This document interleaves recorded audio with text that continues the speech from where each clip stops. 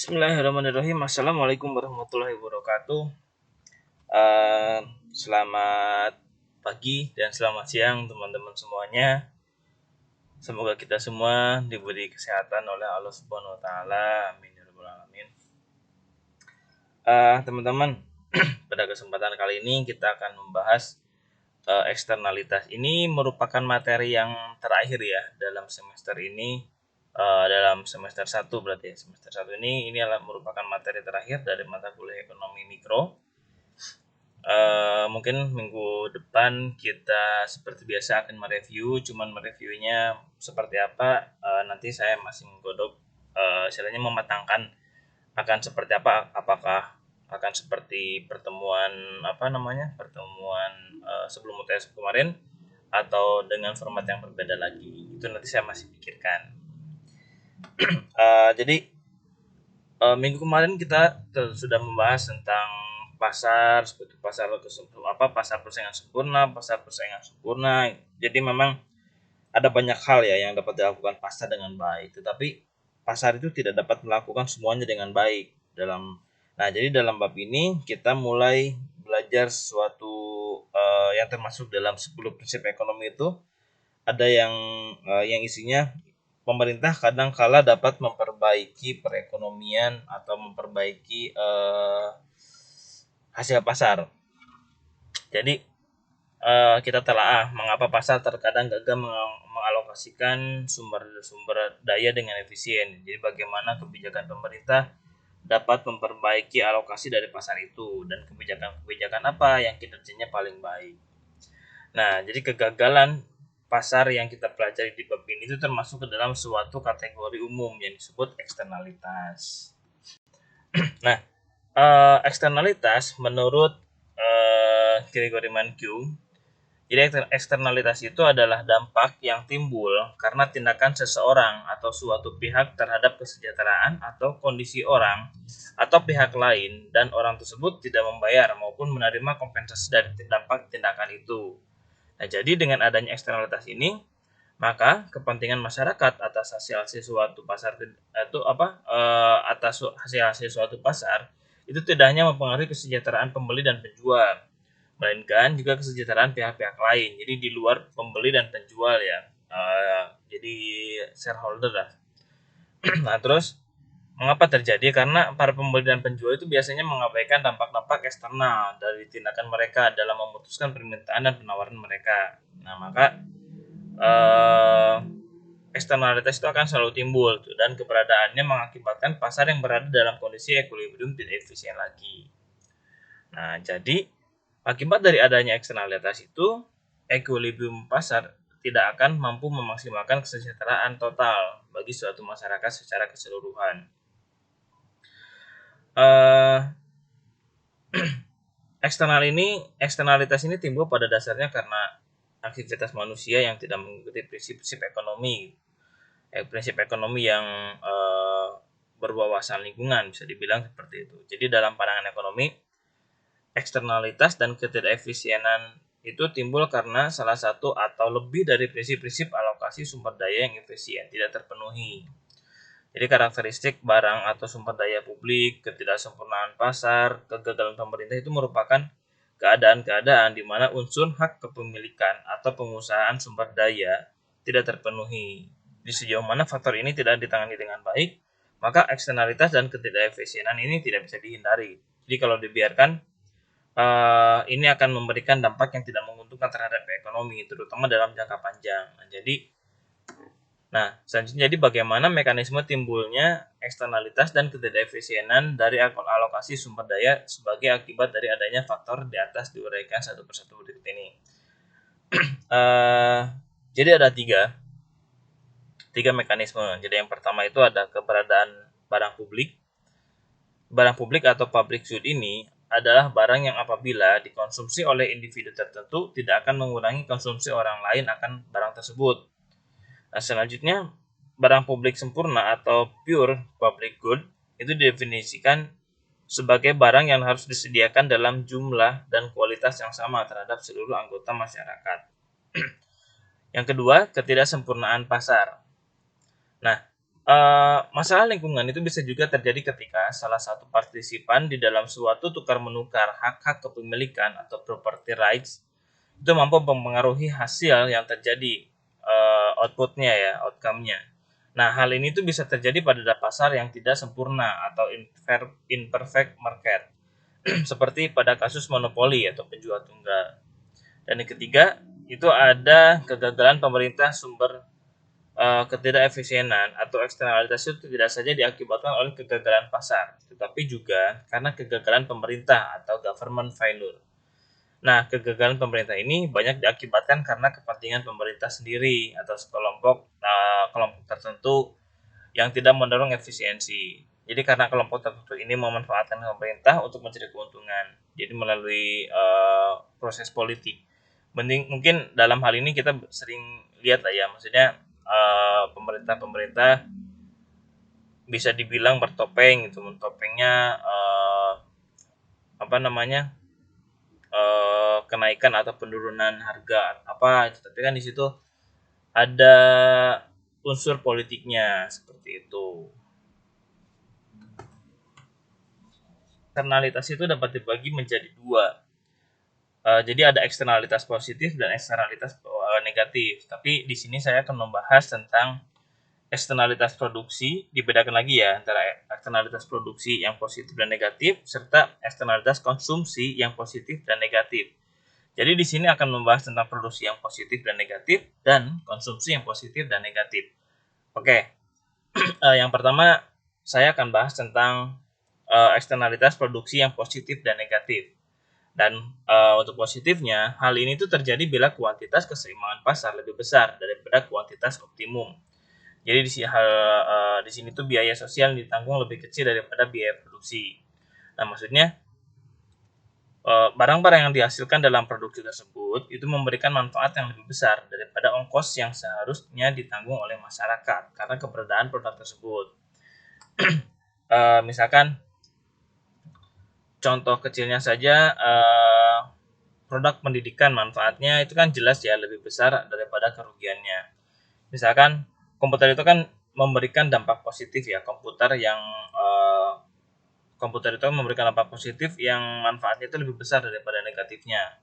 Terus juga handphone kan juga memberikan dampak positif yang lebih besar daripada negatifnya. Tetapi meskipun keberadaan komputer dan handphone itu sering disalahgunakan, sedangkan manfaatnya kan memang lebih besar daripada positifnya daripada negatifnya. Nah, terus contoh lainnya itu pasar robot industri gitu. Jadi memang robot yang khusus dirancang untuk melakukan kegiatan atau fungsi tertentu di pabrik-pabrik. Nah, robot itu kan adalah ujung tombak kemajuan teknologi yang mutakhir. Jadi sebuah perusahaan yang mampu membuat robot itu akan berkesempatan besar menemukan rancangan-rancangan rekayasa baru yang serba lebih baik lagi. Jadi memang rancangan itu tidak hanya akan menguntungkan perusahaan yang bersangkutan ya, namun juga masyarakat secara keseluruhan karena pada akhirnya itu rancangan itu akan menjadi pengetahuan umum yang bermanfaat. Nah, eksternalitas positif seperti ini itu disebut juga kayak imbasan teknologi lah. Jadi teknologi spillover. Jadi berkat adanya imbasan teknologi ini, biaya sosial untuk memproduksi sebuah robot itu menjadi lebih kecil daripada biaya pribadinya. Nah, biaya sosial tersebut diperoleh dari biaya pribadi dikurangi dari imbasan teknologi. Oleh karena itu, pemerintah tentu saja ingin lebih banyak memproduksi robot dibandingkan memproduksinya sendiri. Seperti itu. Nah, untuk yang kedua, masih eksternalitas produksi, tetapi eksternalitas produksi yang negatif. Nah, hal ini terjadi bila kuantitas keseimbangan pasar lebih kecil dari kuantitas keseimbangan optimumnya. Dalam arti, biaya sosial yang ditanggung oleh masyarakat atas kegiatan produksi dan hasil produksi itu lebih besar daripada manfaatnya. Contohnya saja, pabrik aluminium ya. Jadi bahwa dalam melangsungkan kegiatan produksinya, pabrik-pabrik aluminium itu menimbulkan polusi.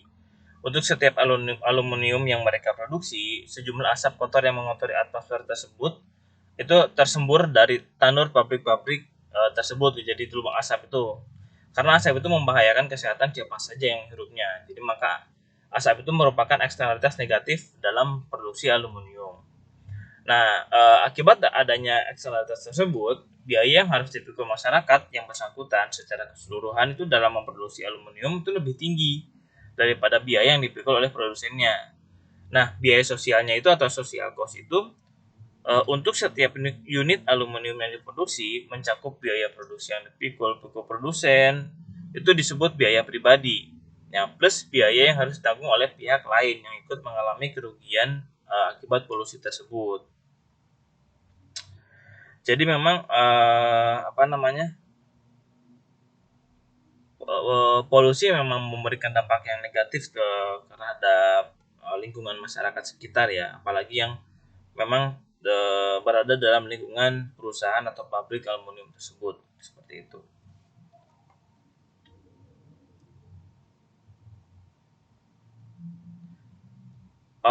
Terus ada lagi contoh lain, misalkan contoh lainnya itu uh, daun ganja lah ya, misalkan daun ganja itu kan sangat bermanfaat bagi kedokteran dan bumbu masakan.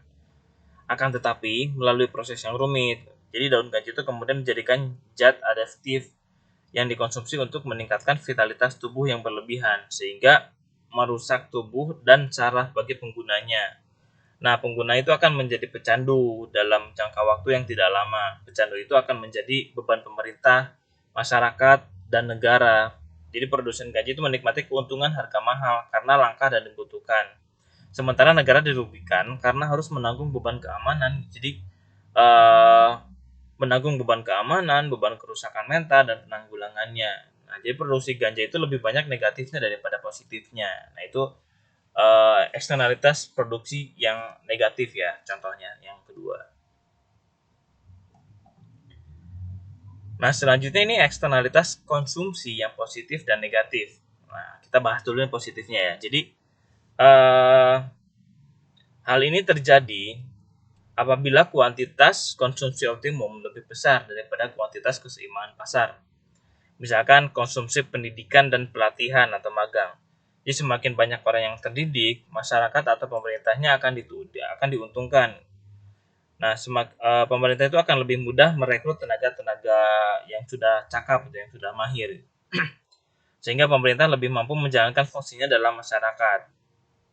Dalam hal ini tuh, dalam kasus ini nilai sosial lebih besar dari nilai pribadi dan kuantitas yang optimal secara sosial juga lebih besar daripada kuantitas yang diinginkan pasar secara pribadi. Dan negatifnya itu terjadi apabila kuantitas konsumsi optimum lebih rendah daripada kuantitas pasar. Misalkan mengkonsumsi alkohol berlebihan dan menggunakan narkoba. Kemudian si peminum lantas mengemudikan mobil dalam keadaan mabuk atau setengah mabuk sehingga membahayakan pemakai jalan lainnya. Jadi memang uh, sebenarnya mungkin melakukan satu kesalahan dengan mengkonsumsi alkohol atau menggunakan narkoba ya, tapi kan memang akibatnya tuh fatal, bisa merembet ke yang lainnya.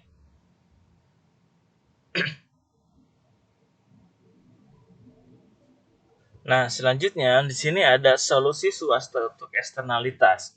Jadi kita itu telah menyimak mengapa keberadaan eksternalitas itu dapat mengakibatkan alokasi sumber daya yang dilakukan oleh pasar menjadi tidak efisien. Nah, dalam prakteknya bukan hanya pemerintah saja yang perlu dan dapat mengatasi eksternalitas itu, gitu, melainkan juga pihak-pihak non pemerintah, baik itu pribadi atau kelompok maupun perusahaan atau organisasi kemasyarakatan. Jadi lebih mudahnya kita sebut saja pihak-pihak non pemerintah tersebut sebagai pihak pribadi atau swasta.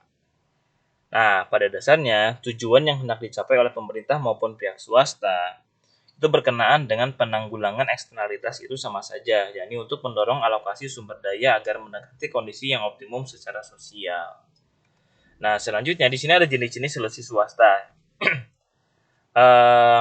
Ketidakefisiensian pasar itu akibatnya yang diakibatkan dari eksternalitas itu tidak selalu harus atau bisa diatasi oleh pemerintah. Ada kalanya masalah eksternalitas itu dapat diatasi dengan peningkatan standar moral atau ancaman penerapan sanksi sosial.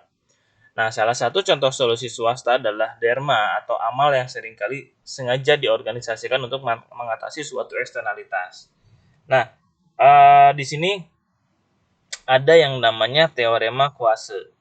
Jadi ada sebuah pemikiran yang disebut teorema kuasa atau kuasa teorem. Itu merupakan suatu pendapat bahwa jika pihak-pihak swasta itu dapat melakukan tawar-menawar mengenai alokasi sumber-sumber daya tanpa harus mengeluarkan biaya, mereka dapat menyelesaikan masalah eksternalitas mereka dengan sendirinya. Nah, eh, teorema kuasa ini itu diungkapkan oleh seorang ekonom Ronald Coase yang menyatakan bahwa solusi swasta itu bisa sangat efektif seandainya memenuhi suatu syarat. Syarat itu adalah pihak-pihak yang berkepentingan itu dapat melakukan negosiasi atau merundingkan langkah-langkah penanggulangan masalah eksternalitas itu yang ada di antara mereka ya, jadi masalah yang ada di antara mereka tanpa menimbulkan biaya khusus yang memberatkan alokasi sumber daya yang sudah ada. Nah, menurut teorema kuasa ini, hanya jika syarat ini terpenuhi, maka pihak swasta itu akan mampu mengatasi masalah eksternalitas dan meningkatkan efisiensi sumber dayanya. Misalkan contohnya saja dalam komplek perumahan lah ya, ada yang memelihara kambing untuk diternak. Banyak warga yang berkeberatan, akan tetapi demi menciptakan bertetangga yang rukun, maka dicarilah solusi dengan cara-caranya misalkan diantaranya itu menganjurkan tetangga kita atau peternak itu membuat kandang kambingnya di luar komplek perumahan, terus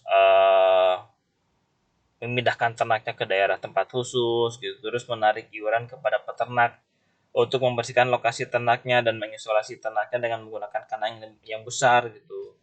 Nah, terus memberikan nasihat mungkin ya kepada peternak itu bahwa binatang ternak di lingkungan perumahan itu tidak cocok dan beresiko menebarkan penyakit. Sehingga resiko itu lebih besar akan muncul ketimbang untungnya. Nah, terus membuka kembali pemahaman tentang lingkungan perumahan yang tidak untuk peternak baik secara komersial maupun peternak rumahan. Mungkin kalau misalkan peternak komersial kan memang ternak kambing itu memang butuh diperjualbelikan atau diternakan. Tapi kalau misalkan rumahan itu kan mungkin kayak kucing, anjing seperti itu kan. Nah, terus menawarkan orang tersebut pindah dari perumahan tersebut itu kan memang sedikit ekstrim ya kalau itu. Terus mengajukan orang tersebut kepada pihak berwenang. Terus yang paling parah itu mengusir orang tersebut baik dengan cara halus maupun dengan cara kasar. Nah, tindakan yang tiga terakhir itu kan kayak nyuruh orang tersebut pindah dari perumahan atau mengusirnya.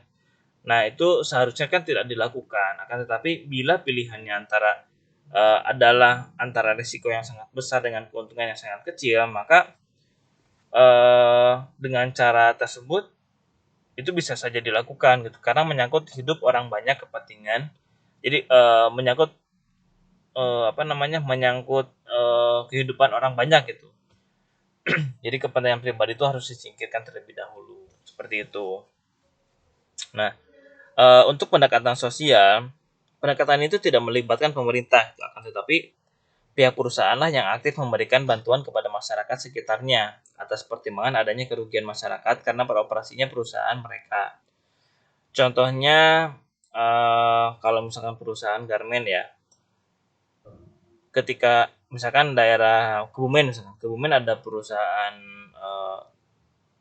yang saya tahu itu di Kalibagor ya, di Banyumas. Kalibagor itu ada perusahaan garmen. Nah, mereka membangun sebuah masjid, misalkan membangun sebuah masjid yang sangat megah dan mengambil karyawan tetap dan kontrak semuanya itu di sekitar desa tersebut. Jadi semua masyarakat atau yang memang sudah cakap untuk bekerja dari desa tersebut itu disuruh masuk dalam perusahaan tersebut untuk bekerja sebagai karyawan tetap ataupun kontrak. Jadi memang terus membuka pemuka desa dengan cara ini tuh masyarakat pun merasa mendapat manfaat dan perusahaan dengan leluasa melakukan kegiatan produksinya sehingga tidak terlihat lagi seberapa besar eksternalitas positif dan negatifnya. Nah, itu salah satu contoh pendekatan sosial. Mungkin kalian pernah dengar namanya corporate social responsibility. Jadi yang termasuk dalam good government GCG, good corporate government. Nah, jadi hal-hal seperti itulah memang yang dilakukan pemerintah atau perusahaan dalam mendekatkan dirinya atau mendekatkan perusahaan kepada masyarakat, lingkungan masyarakat sekitarnya, seperti itu. Nah, selanjutnya di sini ada kebijakan publik mengenai eksternalitas.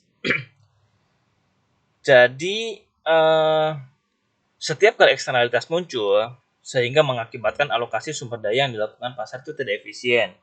Pemerintah dalam melakukan salah satu dari dua pilihan tindakan yang ada. Pilihan pertama itu adalah menetapkan kebijakan-kebijakan atau pendekatan-pendekatan dan kontrol atau command and control policy, atau menetapkan kebijakan-kebijakan berdasarkan pendekatan pasar, jadi market based policy. Nah, jadi bagi para ekonom, pilihan kedua ini lebih baik. Yang pilihan yang menetapkan kebijakan-kebijakan berdasarkan pendekatan pasar. Kenapa? Karena kebijakan berdasarkan pendekatan pasar tersebut itu akan mendorong para pembuat keputusan di pasar swasta untuk secara sukarela memilih mengatasi masalahnya sendiri. Jadi memang pilihan menurut para ekonom ya. Jadi menurut para ekonom itu menetapkan kebijakan-kebijakan itu lebih baik. Kebijakan berdasarkan pendekatan pasar itu lebih baik daripada pendekatan dan kontrol seperti itu. Nah, kita akan bahas di sini kan ada yang dinamakan dalam kebijakan publik ya. Jadi memang ada yang dinamakan regulasi, terus ada pajak pegovian dan subsidi, terus ada yang namanya ada kuis nih barusan, siap-siap ya. Nah, terus ada satu lagi nantilah. Nah, kita akan bahas dulu tentang regulasi ya. Jadi untuk mengatasi masalah eksternalitas yang akan bertambah parah atau menurut perhitungan akan parah, maka pemerintah itu bisa mengeluarkan peraturan dengan cara melarang atau mewajibkan akan sesuatu kepada pihak-pihak penyebab atau sumber eksternalitas itu. Nah, ini kan ada pendekatan hukum dan kekuasaan ya. Nah, sebagai contoh, untuk mengatasi kebiasaan membuang limbah beracun ke sungai, yang biaya sosialnya itu jauh lebih besar daripada keuntungan pihak-pihak yang melakukannya. Nah, pemerintah dapat menyatakan sebagai tindakan kriminal dan akan mengadili serta menghukum pelakunya. Nah, dalam kasus ini, pemerintah itu melakukan regulasi atau pendekatan komando dan kontrol untuk melenyapkan eksternalitas tadi. Jadi kayak kebijakan-kebijakan yang command control itu. Nah, terus namun kasus-kasus polusi itu umumnya tidak sesederhana itu. Jadi tuntutan para pecinta lingkungan untuk menghapuskan segala bentuk polusi itu sesungguhnya memang tidak mungkin terpenuhi gitu. Kenapa? Karena polusi itu merupakan efek sampingnya yang tidak terelakkan dari kegiatan produksi industri. Ya memang tidak bisa dihindari ya, karena memang itu kan memang termasuk dalam kegiatan produksi industri.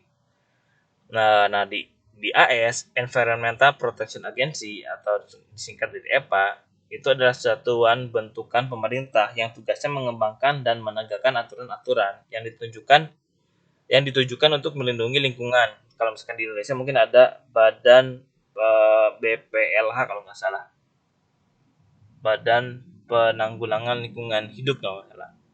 Nah, regulasi ini di bidang lingkungan bentuknya itu beragam. Kadang-kadang EPA ini menentukan tingkat tertinggi polusi yang boleh dihasilkan oleh suatu pabrik. Tapi kadang juga EPA mengharuskan perusahaan-perusahaan mengadopsi suatu teknologi tertentu untuk mengurangi emisi seperti itu. Dan itu untuk regulasi.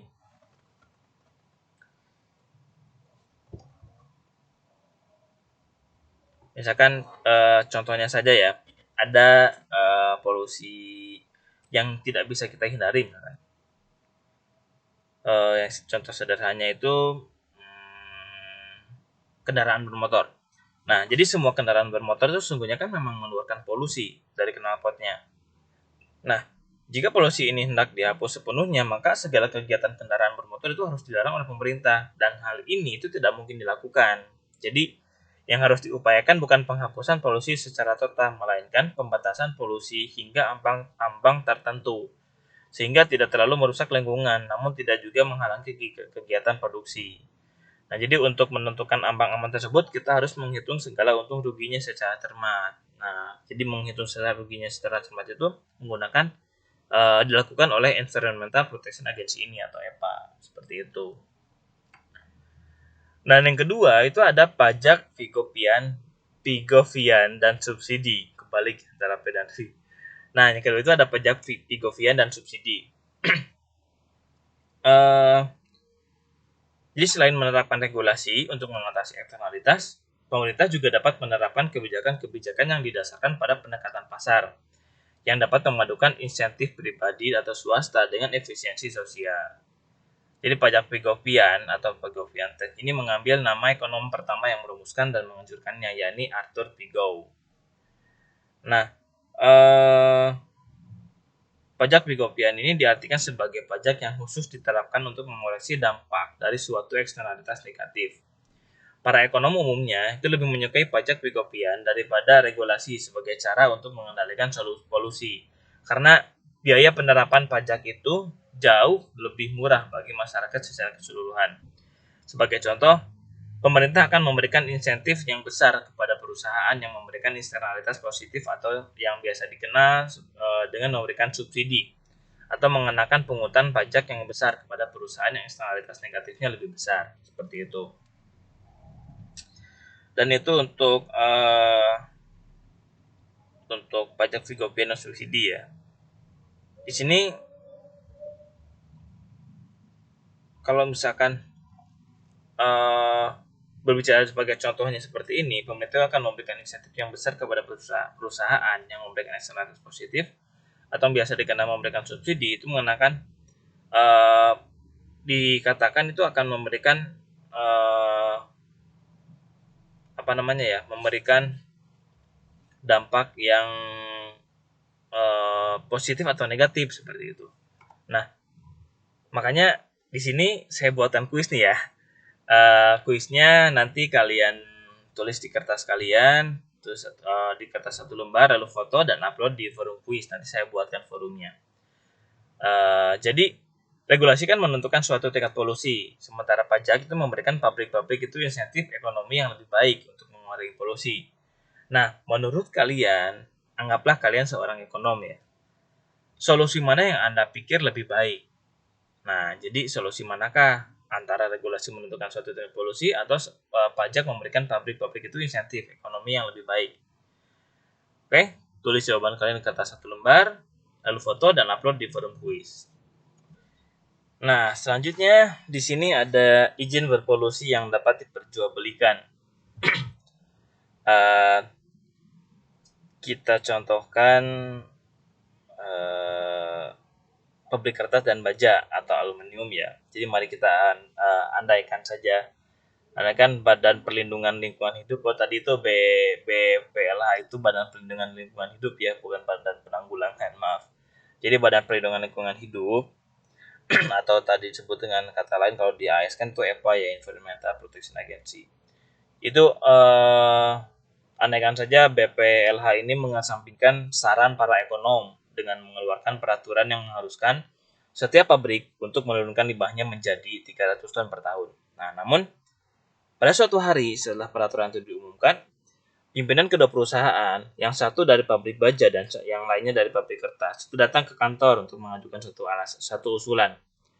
Pabrik baja perlu menaikkan ambang polusinya 100 ton lagi per tahun.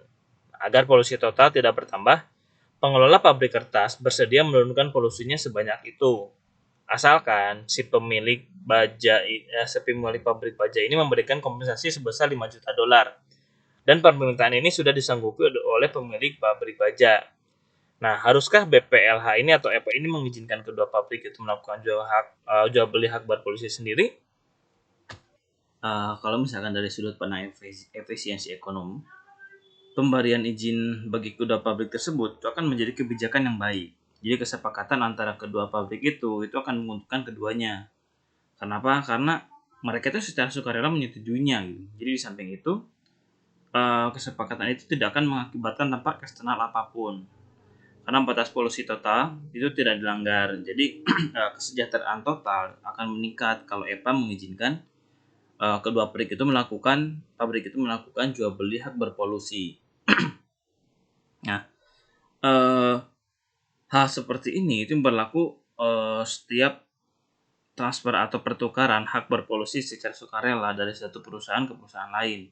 Nah, jika kemudian EPA memang mengizinkan hal tersebut, maka sesungguhnya EPA telah menciptakan satu sumber daya langka yang baru. Artinya, yakni hak berpolusi gitu. Nah, pasar yang memperdagangkan hak berpolusi ini itu selanjutnya pasti akan tumbuh dan berkembang, dan pada gilirannya pasar ini akan tunduk pada kekuatan penawaran dan permintaan. Jadi satu keuntungan dari berkembangnya pasar hak berpolusi ini ya, yaitu alokasi atau pembagian awal izin berpolusi di kalangan perusahaan itu tidak akan menjadi masalah atau jika ditinjau dari sudut pandang efisiensi ekonomi. Nah, jadi dapat disimpulkan bahwa izin berpolusi yang dapat diperjualbelikan adalah di mana perusahaan-perusahaan yang paling mampu menurunkan polusi itu akan menjual haknya berpolusi. Nah, sedangkan perusahaan yang mengeluarkan biaya besar untuk menurunkan polusi itu akan menjadi pembelinya gitu. Jadi selama hak berpolusi ini dibiarkan bekerja dengan bebas, maka alokasi akhirnya akan lebih efisien dan dibanding alokasi awalnya. Nah, terlepas dari sebaik apapun alokasi awal tersebut, seperti itu. Nah, oke, mungkin cukup sekian untuk pertemuan kali ini. Seperti biasa kalau misalkan memang ada pertanyaan atau ingin menanggapi pertanyaan dari teman-teman yang lainnya, silakan nanti saya sediakan forum diskusi. Oke, terima kasih banyak atas waktunya. Assalamualaikum warahmatullahi wabarakatuh.